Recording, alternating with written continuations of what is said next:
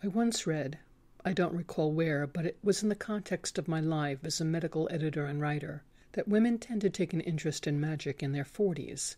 The research backing up that statement must have predated the era when droves of teenage girls decided that they were Wiccans, witches, Thelemites, or chaos magicians.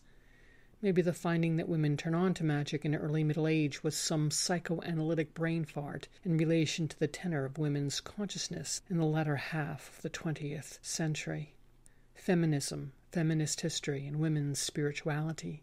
I'm sure that the source tied his point in with neurosis, but I could understand from my own perspective how interest in magic in early midlife among women from a certain generation had to do with seeking empowerment in the face of the sense of lack thereof.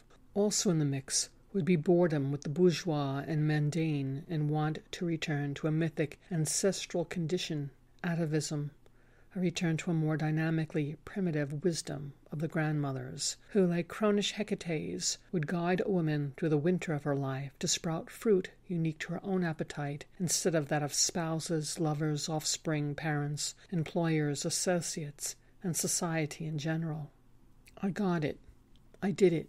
I fell into the predictive mold for reasons as stated. I had a peripheral interest in folk magic, occultism, and supernaturalism from an early age.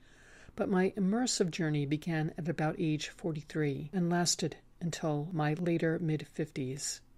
At the outset, I in part wanted to connect with a maternal great-grandmother who was said to have been witchy, a practitioner of Italian folk magic. I also wanted to explore something that felt more empowering, imminent, and life-affirming than the Eastern spirituality that I had been immersed in for decades.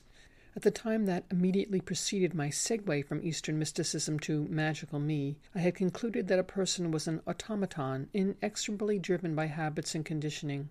She was a phantasm, a dream body, a poor player who struts and frets her hour upon the stage and is heard no more, and whose personal drama is a tale told by an idiot, full of sound and fury, signifying nothing.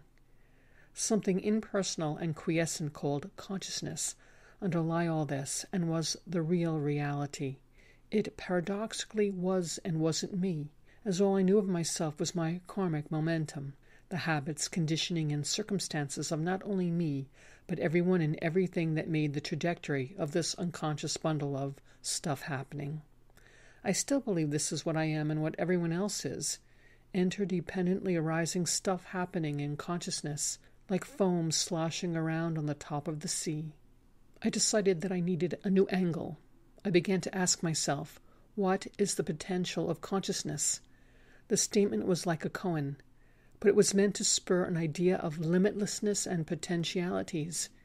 If consciousness was everything, then anything could happen through the power of consciousness, or that was, at least, how I saw it back then. That was more of a type of tantric orientation than the Vedantic one that I had long embraced.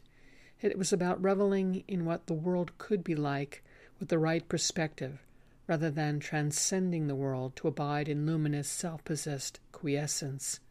Reveling in the potentialities of consciousness was magic, too, to cause change in accordance with will.